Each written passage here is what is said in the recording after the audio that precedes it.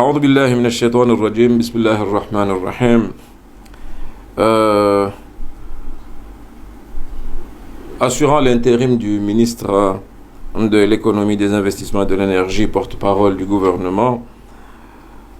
j'ai l'honneur de faire le compte-rendu du Conseil des ministres de ce mercredi 11 septembre 2019 sous la présidence de son Excellence le Président de l'Union des Comores, M. Azali Assoumani. À l'ordre du jour, un certain nombre de points ont été discutés, notamment en ce qui concerne la rentrée scolaire. Le ministre de l'Éducation a fait part au Conseil des ministres des démarches entreprises et des préparatifs pour cette rentrée prévue pour les enseignants le 16 septembre prochain et pour les élèves à tous les niveaux, c'est-à-dire primaire, collège et lycée, à partir du 19 septembre prochain.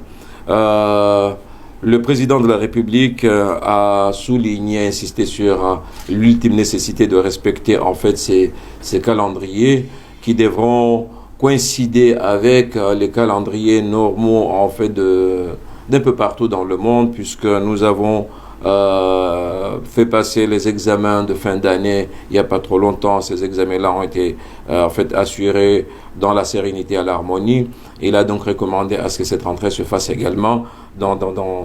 un climat de compréhension, de calme et de sérénité, ce qui par la suite le ministre lui-même de l'Éducation a tenu à rassurer le président de la République lui-même et l'ensemble en fait des membres du gouvernement que les dispositions ont été prises et le dispositif d'accompagnement de cette rentrée-là est en effet effectif sur le terrain. Nous espérons donc que cette rentrée-là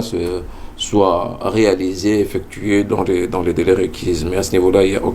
aucun souci à se faire, selon le ministre lui-même et des discussions que l'on a eues au sein du Conseil lui-même. L'assurance est donnée et nous attendons donc, Inch'Allah, à partir du 16, que la rentrée soit effectuée. Un deuxième point, non des moindres, a été également discuté, présenté par le ministère de l'économie, relatif à l'adhésion de l'Union des Comores à la zone de libre-échange commerciale africaine, qui a été effective à partir du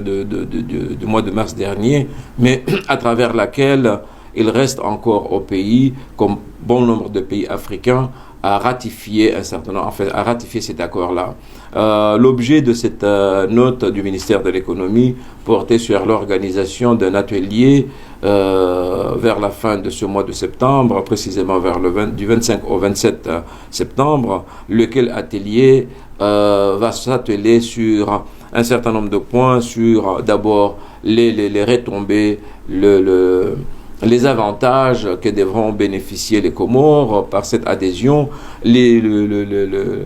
stratégies que les Comores devront également adopter pour faire face en fait à cette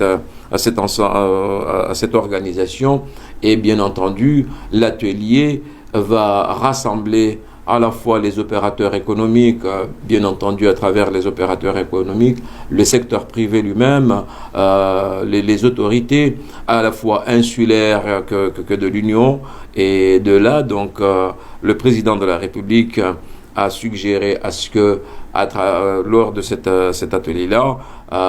qu'il soit présent pour encore donner plus d'importance à cette démarche. C'est dire que, bien entendu, l'initiative a été prise lors d'un sommet tenu en Côte d'Ivoire l'année dernière et dans lequel, bien entendu, le président a manifesté l'intérêt de voir notre pays adhérer à cette organisation, comme cela a été fait également dans d'autres organisations régionales telles que la SADC, le COMESA ou encore la Commission de l'océan Indien. Cette dynamique-là d'adhésion en fait à la ZLECAf s'inscrit aussi dans l'élan de l'émergence à l'horizon 2030 qui donc